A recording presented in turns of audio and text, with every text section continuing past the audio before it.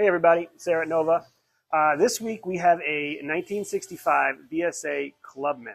It's an A65 Lightning in special trim from the factory. You can't really see the tank because we have it off. We're doing some work on it. But what this was a factory special in line with the BSA Gold Star that we've done a video on before, and which was followed up by the Rocket Gold Star, which was the 650 twin version of that. And then when they canceled that and they came out with the unit construction A65 motor, they made the A65 Lightning Clubman. It's a BSA Lightning. It comes from the factory with these low Clubman handlebars, this cool hump seat. It had a hotter cam in it, but otherwise it's basically a stock BSA A65 Lightning. But pretty cool. Factory specials are always interesting. This one came to us from a customer who sadly bought it at auction. It's a story we see a lot. Buy something, it looks real good, looks real shiny. We get it, and it's just things are just wrong all over the place. This one had at some point, someone did a 12-volt conversion. Somebody else went to check the manual, I guess, and threw in a 6-volt battery. So it somehow miraculously ran with a 12-volt boiler in it and a 6-volt battery. Not very well, and only randomly would it start. But when it did, it actually somehow held together. But beyond that, when we got it going, put a 12-volt in it, checking out to make sure all the other bulbs were correct. This one had a 12-volt headlight, but a 6-volt tail light that had blown up. So somebody wasn't doing a great job working on this thing. We found a couple other things clapped out in it. Things like the top end, the washers on the rocker box were not correct, or they were worn out and making some noise. There's some evidence of motor damage in here at some point. I have a sneaking suspicion that it may have been over-revved and hit a valve, because the push rods have some gouging on them, like there was some trauma that has since been repaired. For the most part, the engine runs great as far as compression and things like that, doesn't smoke. But the main thing we've been doing on this bike is chasing funny noises. That's what led me back into the rocker box after we got it started. I was like, this doesn't sound right.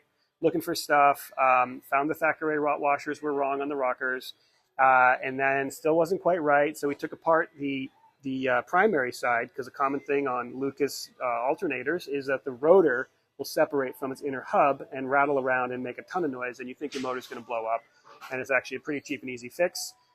We found that was not the case, but the primary chain was so worn that it was actually grinding on the studs that hold the alternator stator in place.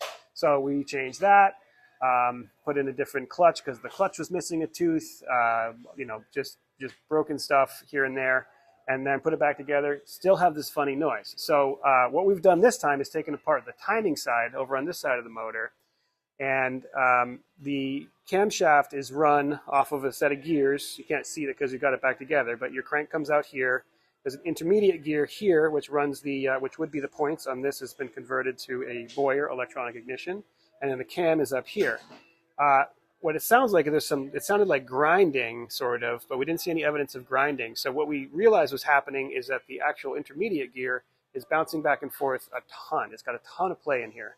So we actually took out the bushing and we shimmed behind the bushing to take up that space. We found it had about 40 thou. We shimmed it down to have around 10 thou clearance.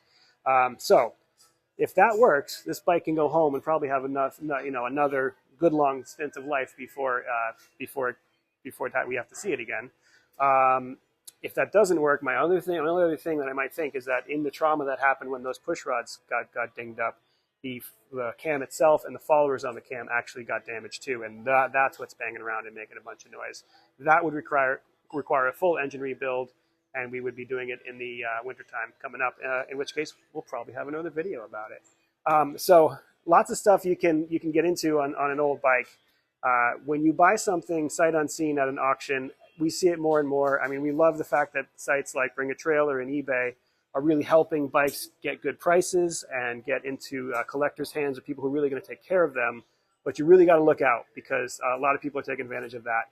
And you see a bike that should be nice, and it just shows up and it's really been clapped out and put together incorrectly, worse than left alone and not taken care of. It's put together poorly, and that can cause even more problems than just something that's been a little bit neglected. So buyer beware, as always. If you buy something that doesn't work right, give us a call. We'll take care of it. So thanks for watching. Please like and subscribe as usual. Hey, those are some nice cards. What are those? And these are the amyl. These are called the amyl monoblock carbs. Were the precursor to the concentric carbs, and the proper pronunciation in my book is amyl, not amol, or any other area of iteration that we hear and drives me nuts. Pet peeves. But these are actually really cool carbs. They were modern for their period. They kept a lot of the internal flow characteristics of the GP carb, which was a pure racing carb that was not really suitable for the street, but made a lot of horsepower at higher RPMs, a lot of flow. So these also kind of rough on the street, a little bit better than GP carb, but flow really well. One of these is going on the Velocet race bike project that we will be diving back into soon. So yeah, and like and subscribe. Thank you very much.